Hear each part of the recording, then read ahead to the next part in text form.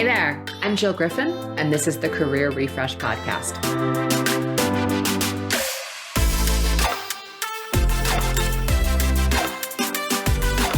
I'm a former media and marketing executive turned career strategist and strengths coach. I spent my career working my way up and through the ranks of global organizations and startups. And today, I show others how to do the same. Join me each week as we discuss the strategies to leverage your strengths, increase your confidence and visibility, and reset your career with actionable steps towards a finer future. Ready? Let's do it.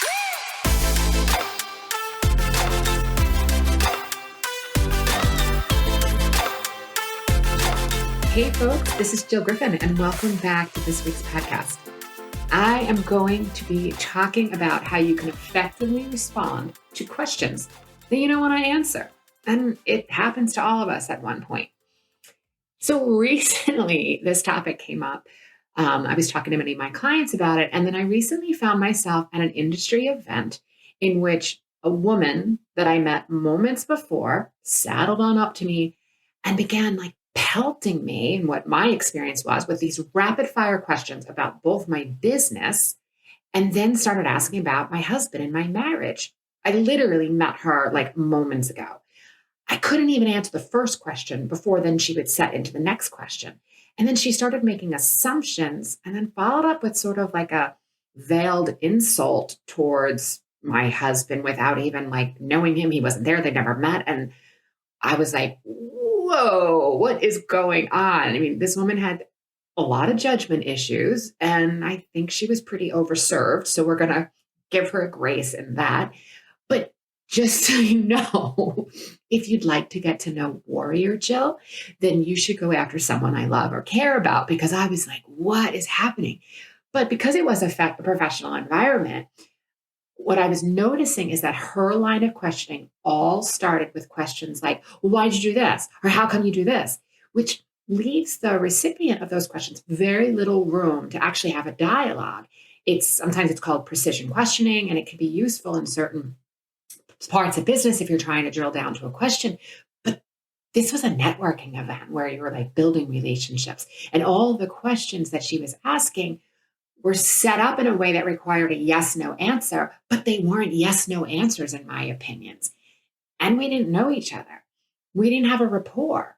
And listen, this whole exchange was probably less than 5 minutes, but I was watching myself get so triggered by her and her line of questioning and her behavior. And, I've been a trained coach at this point for over 13 years. And when I find myself get triggered like that, I find that it's so juicy. So I was noticing the sensation in my body, and what started to feel like a panic or a rage start to build up in my chest. And I have, again, enough training over the years that I was just staring at her, and I stopped answering her questions, and I was just smiling.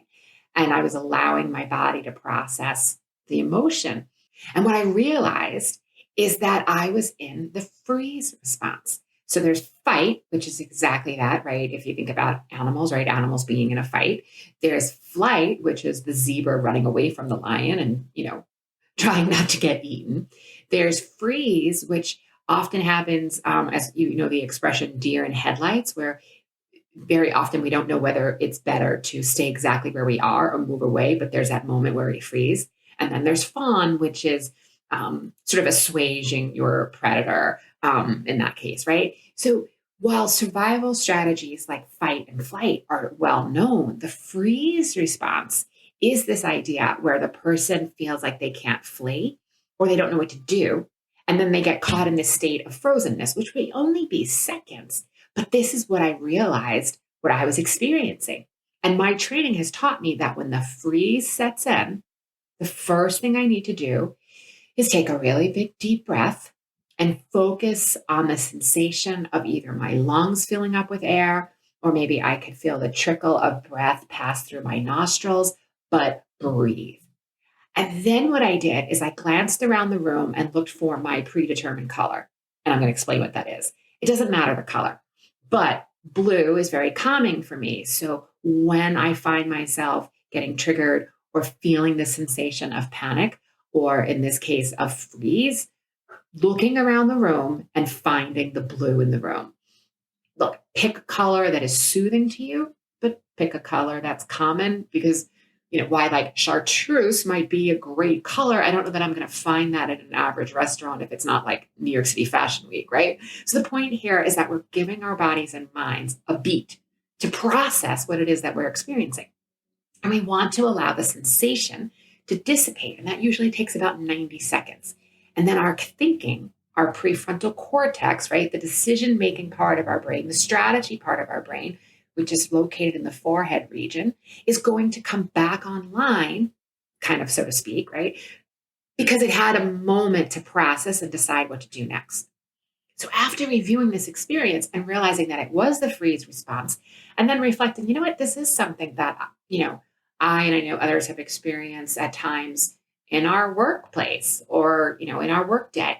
It could be a passing comment from a colleague, a stressed out client who's directing their anger at either myself or my team. It could be a tough question on a job interview. And over the years, I learned how to successfully process this and be able to answer questions that I don't want to answer and how to do it effectively, successfully, and to get to the other side. So we just talked about processing the emotion. Again, you're going to drop into your body, you're going to feel your breath, and then you're going to anchor on something. I find anchoring on a color in the room is easy, but again, stick to like basic colors because you want to be able to find them. But then there are also tactics that you can use, and I want to go deeper on those now. So maybe not all of these, but finding one or more of them and sort of practicing them and being familiar with them is definitely helpful for you to be able to answer the question effectively that you don't really want to answer and how to get through it. So one, get clear on the question, clarify, and ask them to repeat the question. That gives you, again, a beat to pause. If the question is phrased to you in a negative way, don't repeat the negative tone or the negative sentence in your answer. What I mean is if you're on an interview or in a conversation and someone asks, like, why weren't you working during these gaps in your resume?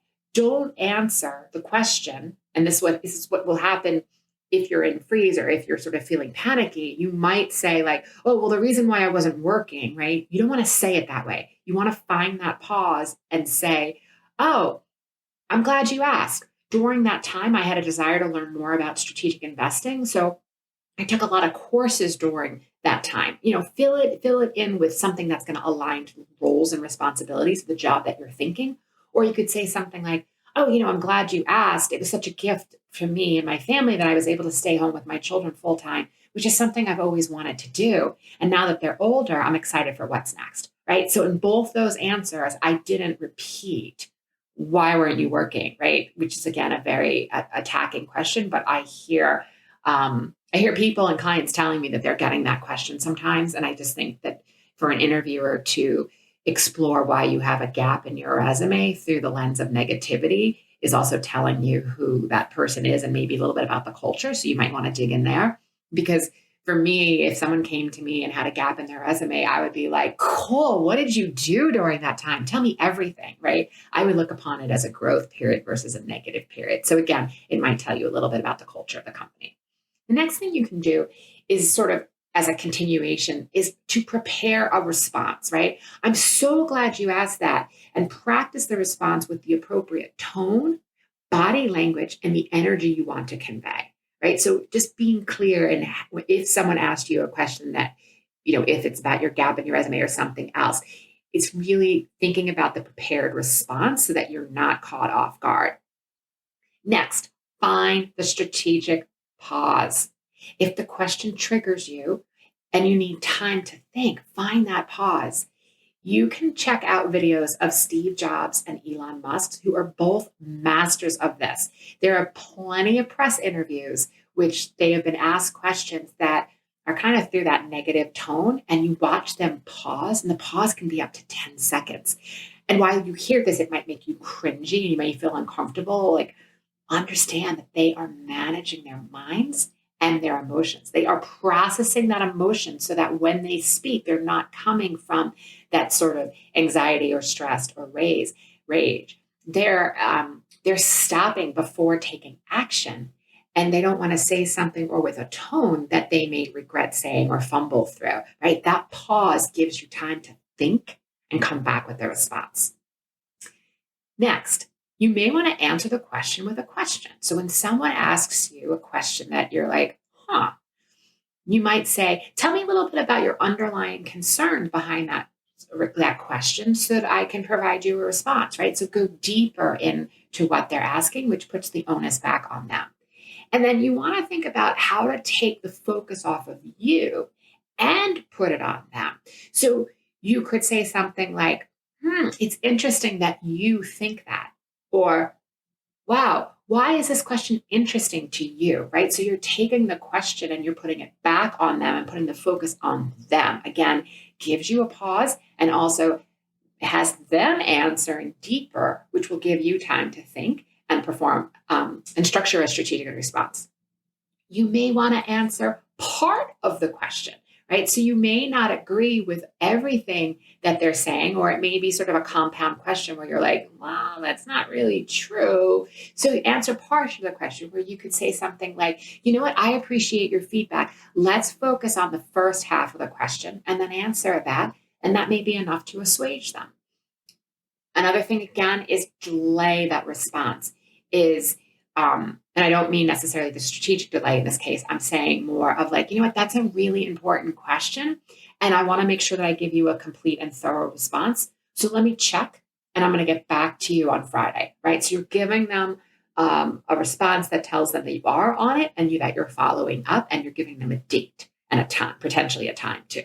The next is pivot the question. So if the question is something that starts out with like a how come or why did you, you could say, what I really think you're getting at is why do we approach the work this way? Or I understand your frustration, but let me provide some additional information for you, right? So that again, you're not repeating their negativity, but you're flipping and pivoting the question. Another way to answer effectively is to find alignment or agreement. So it may not be on the full question, but on a small area.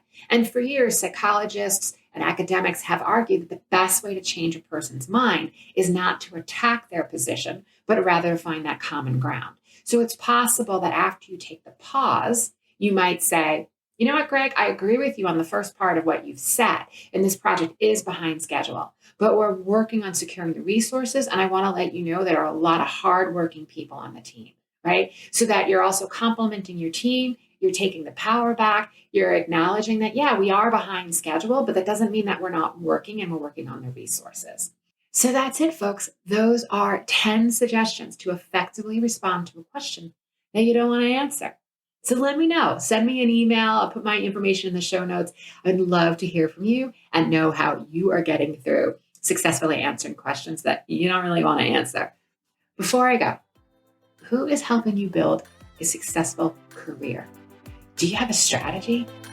I would be honored to help you. Check out the details in the show notes for where you can schedule an appointment to see if either my private or my group coaching program is right for you.